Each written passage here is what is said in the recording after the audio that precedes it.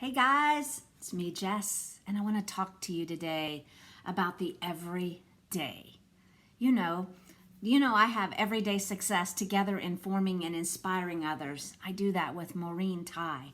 We have a new one just about to release, Everyday Understanding, breaking it down and making it simple with Kim Calhoun. I love the everyday factor. Do you? I love every day. I love the fact that I know that I know that I know that I have to do the things I do every single day. Everyday success, everyday understanding, showing up for myself every day, keeping my promises every day, building a lifestyle that's everyday living. It's really what it all comes down to. Everyday living. That might be the name we could call the book we're working on, Everyday Living. Because, diet world and the diet mentality that I have lived with almost all of my life since weight became an issue it's seasonal. Dieting is seasonal. You're in, you're on, you do it, you achieve, you go off. And then for me, in my life, all that weight would come back. You see, when you look back over my shoulder and you look at my life, I've either been on a diet or off of a diet. I've either been losing weight or gaining weight. And that all stopped 4 years ago when I actually reached back with an invitation from my cousin. Here's how it went. My cousin reached out to me, let's diet, or maybe I reached out to her. And in the conversation, we do low carb together so well. I need to lose weight. And I thought, she said she needed to lose weight. I was over 230 pounds. I was in a depression. I was more than a couch potato. I was isolating my whole life, staying in instead of going out, stopped living. That's where I was. So we reached for what we knew worked. That's a really big piece in my life, is I know that when I eat a low carbohydrate diet, when I keep my carbs down to healthy greens, healthy vegetables are my carbs. When I increase my fats, I have to tell you this great line that fats, I love this from Kelly LeVeque. She says, adding fat makes food last longer in my body and it turns off my hunger hormones. Kelly LeVeque, Body Love. Amazing. And that's truth for me. And I would love to get into truth, but I'm going to go back to this every day. When I started low carb 4 years ago, it was about every day, getting through the day and then starting again tomorrow, getting through that day and then starting again the next day, because I needed to build consistency. I'm not a perfectionist. I want to be a consistentist, if that's even a word. I value consistency because that's where real change not only happens, but I'm able to turn it from diet to lifestyle. It only comes from consistency. So, consistency comes from everyday engagement, everyday living. So I'm on my low carb approach. The weight slowly starts to come off as I heal. And the energy from a high fat, low carbohydrate diet begins to click in. And with the energy comes that great desire to get off the couch, right? Get off the couch. So I go to the park and I walk. And I walk. And I go to the park and I walk. And I go to the park with my sticks and I walk. And I'm loving it. It's a beautiful spring day. And someone goes by me jogging. I used to be a jogger.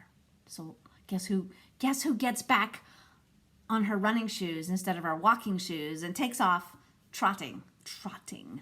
Slowly I began to trot, and then I began to jog and walk, and pretty soon I was going 1 mile, 2 mile, 3 mile, and then I made a goal to go 10 miles, and then I made a goal to do a half marathon, and after 6 months of training, I got down to a size 4,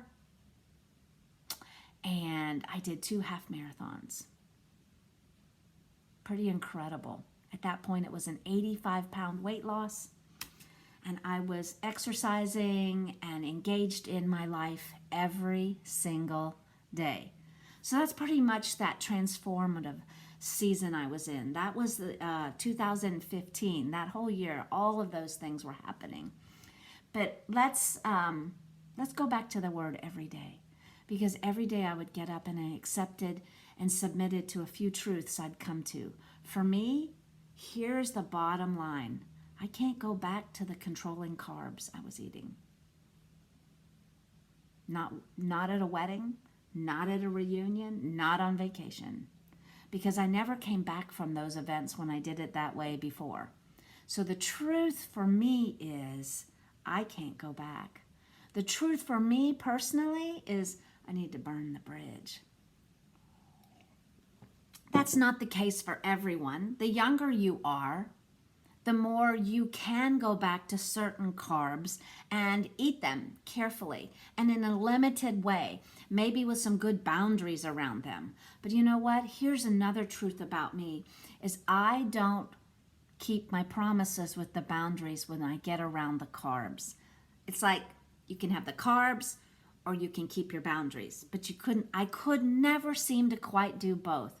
And that's when I had to personally explore the possibility that I was a little bit more of an addict with the carbs, that around carbs I am powerless. Kind of the AA term. That's the first step in the 12-step programs, recognizing and admitting that you are powerless over something.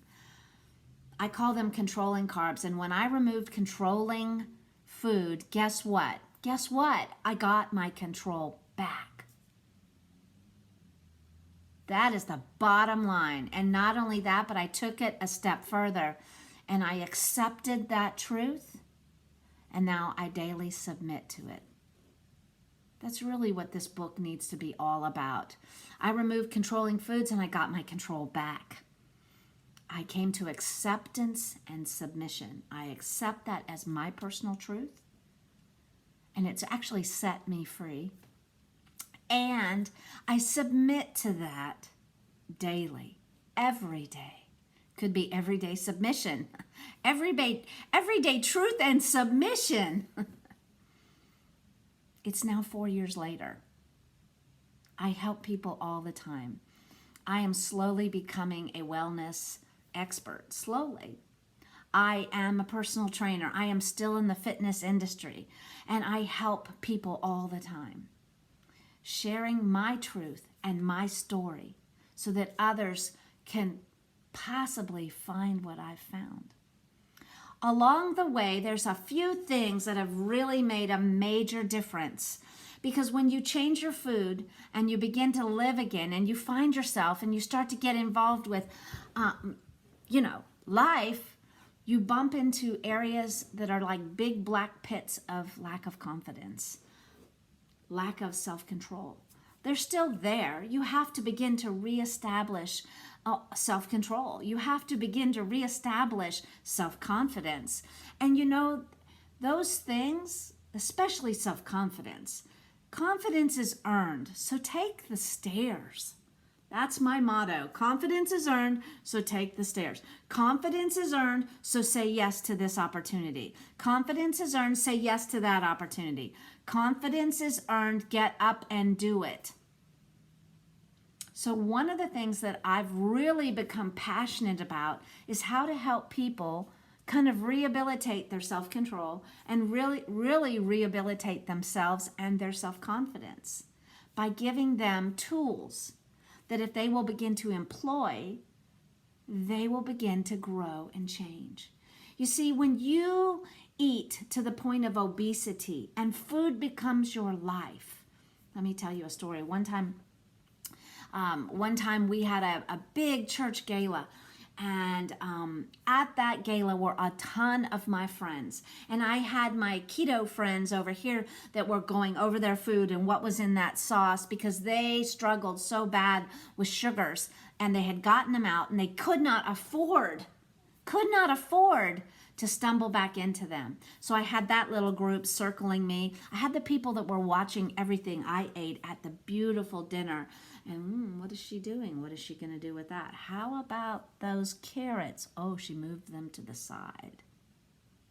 And then the dessert tables opened and the dance floor opened. So many people went to that dance floor and began to groove and have their fun and dance with each other. And it was just awesome. But a young lady I know in our church who'd been struggling with her weight almost all of her life, and she's very uncomfortably overweight now. I can see it in her eyes more than anywhere else.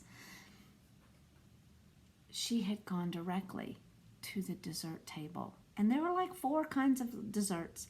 And she had brought back all 4 of them. And they were around her at the table. Everybody was mingling and mixing. Everybody was up and dancing. And she was sitting there with a plate and these cute little tiny forks. And she was just eating, eating, eating.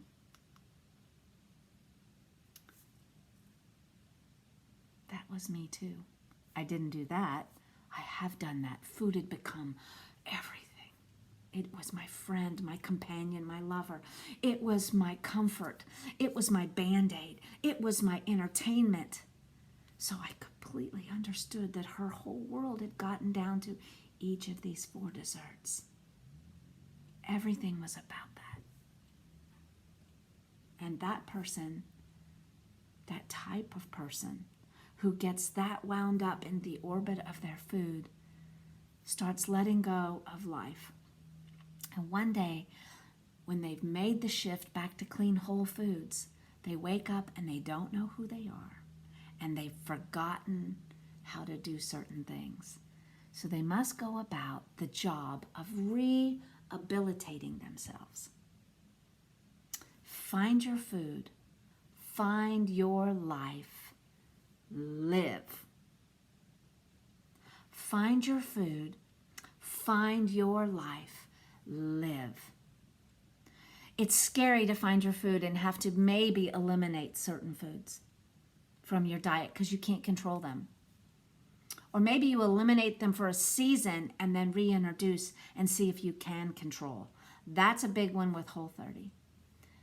Find your life. Who are you? Oh, we have to look in the mirror. We have to find our food, and then we have to go find ourselves. And then we need to reposition ourselves for our future. Find your food, find yourself, and find your future. That's kind of what everything is about that I carry on the inside of me. And one of the things that has to happen is as you go through and you figure out the foods that you can really control, and a ketogenic diet will really help you eliminate the big bad bullies so you can begin the process. A ketogenic diet will also bring back high levels of energy because you tap into your own energy stores. You can start out low carb and over time, just like I did, move toward a ketogenic approach. And it has a certain balance of the top 3 macros: proteins, fats, and carbohydrates. You need to find the truth about food, but you can't do that until you're under the control, your own control with foods. Keto really helped me get my control back. And out of that, for the last 3 years in maintenance, I have learned so many more things. And the biggest thing I've learned at the age of 61 is burn the bridge. I can't go back. And if I stay within this lane of eating, I'm fine. Food is really quiet. It's not the number 1 player in my life.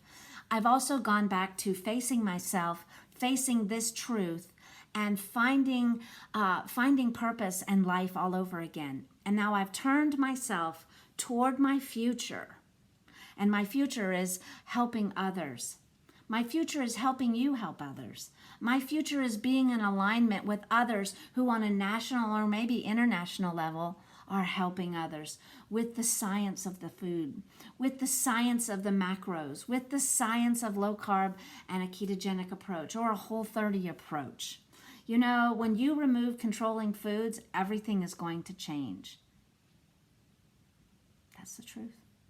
And then you're going to be there with nothing to do because after all, you'd quit living and you spend all your time eating And now you face some of the things in your life about why you ate. You face some of the limiting beliefs about what you think about yourself, where you're going, who you are.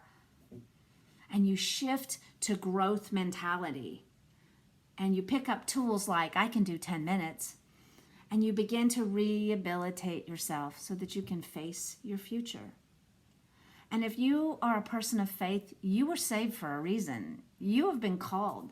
You know, I was born gifted for a reason and a purpose. This is my gifting, bringing encouragement, communications, walking alongside others, sharing my truth boldly, telling you how bad it was, and now telling you how good it is.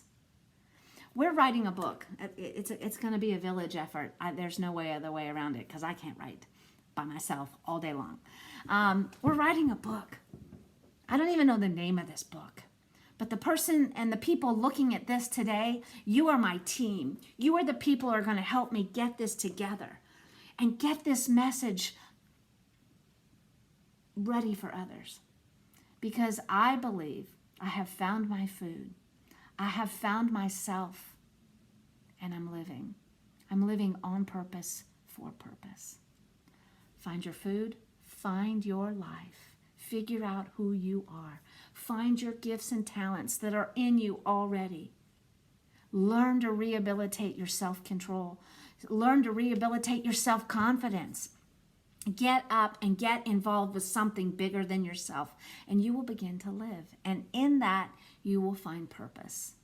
All over again. Purpose will find you. And then you don't need to sit on the couch and binge watch Netflix and binge eat. And then you don't live for your next meal. You live for life. You live for purpose. Because you are filled with direction and understanding, and you've gotten back that confidence. There are things for you to do. I'm Jess. This is my story. This is the calling. This is my direction. This is what I'm all about. And somehow we are going to get this in a book. Find your food, find your life, and go live. Or find your future. You pick how you want to call that. Have a great day, guys.